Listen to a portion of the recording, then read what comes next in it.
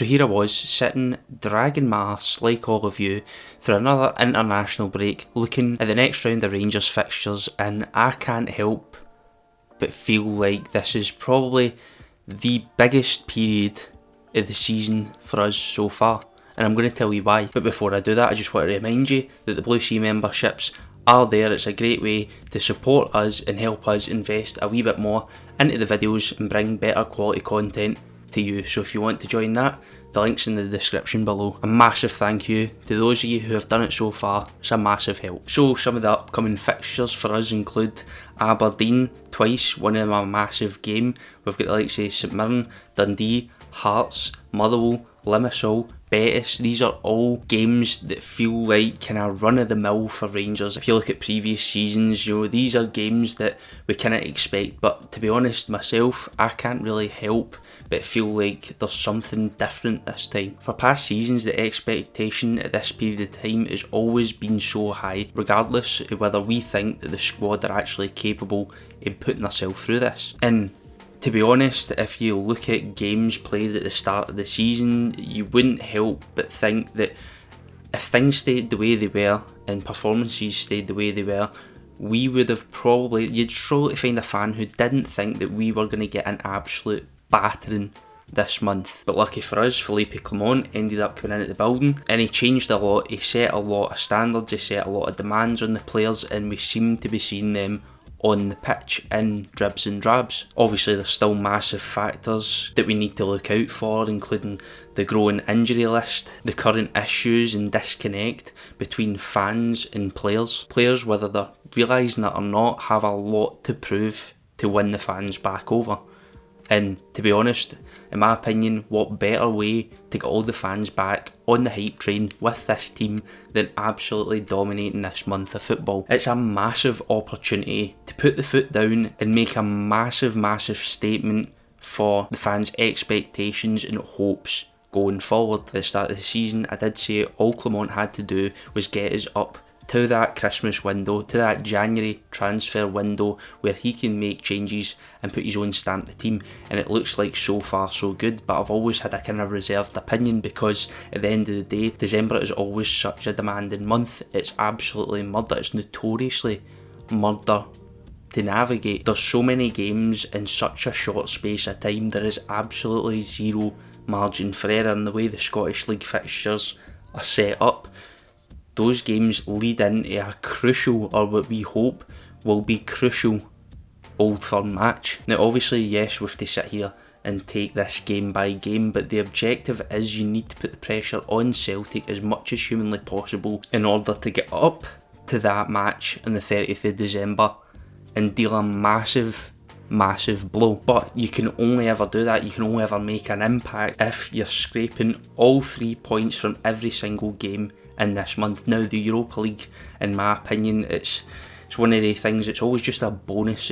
I see it as just a bonus, to be honest. The leagues were bread and butter, and it's something we've always struggled with. Yes, we've had success in Europe, but at the end of the day, it doesn't cover up the fact that we've been lacking in terms of our bread and butter, week in, week out matches for a couple of years, ever since 55 actually. But in my opinion, I'm absolutely buzzing with this month. I mean, I think we're starting to see some players, the likes of Danilo, who's a new signing. We've got academy players, one of which is coming through and proving himself to be worthy of being in that first team squad. I mean, hopefully he signs a fucking contract, but I hope we don't Rangers it and end up giving him up to a team over in the Serie A or down south for a compensation fee, because that would be an absolutely huge blow. But nevertheless, we are seeing players start to emerge that we can actually have as a sort of focal point of the team.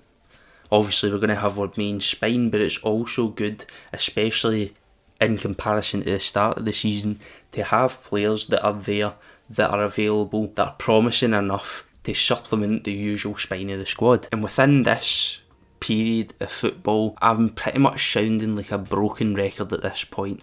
That first piece of silverware, that final against Aberdeen at Hampden, is absolutely huge. Regardless of what team it is, it's absolutely huge, because that first piece of silverware, getting a taste of that first piece of success, being able to celebrate, being able to have your captain lift that trophy, connect more with the fans, is absolutely huge in terms of momentum for the rest of the season. Because even though a lot of the players, especially the newer ones coming into the squad, that have only ever seen that ferocious side of fans, that hostile side of Rangers fans that have such high standards that, I mean, at times is, for some players, completely overwhelming. But getting that first piece of silverware will create an instant connection with the fans. It'll give them a taste of what the fans reward the players with when there is success. And I think for a Rangers player, that's so addictive. It's a feeling that no doubt a lot of players have been chasing since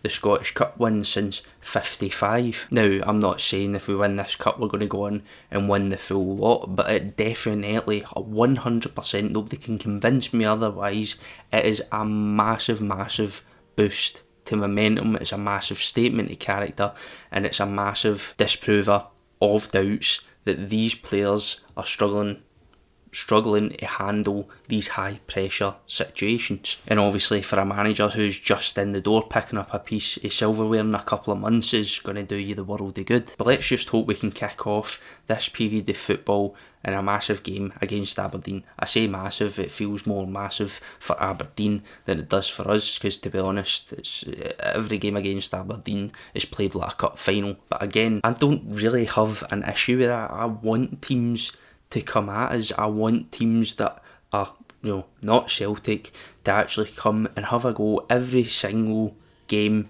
and have a proper go at us. I think it's going to be beneficial to us in Europe. It's going to be beneficial to other teams now that we're getting more European spots as well. Competition is absolutely massive for the Scottish League. I want us to be challenged. Yes, you want to go into games and absolutely dominate, and that's just the reality of things. And well, I mean, there's worse situations to be in at the moment. Nothing's more satisfying to me personally than coming out of a really good, really well fought game against an opposition and coming out with all 3 points and a great result. So what I want you to do is jump into the comments. I want you to give me your predictions of how the month of December's going to go. Do you think it's going to be really tough on the players?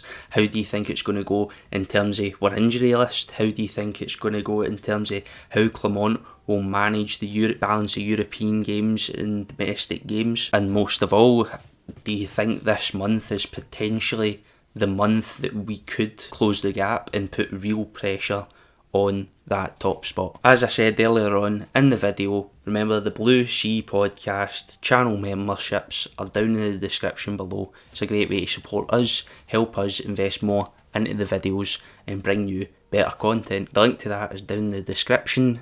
Don't forget to like and subscribe, and we'll see you next time.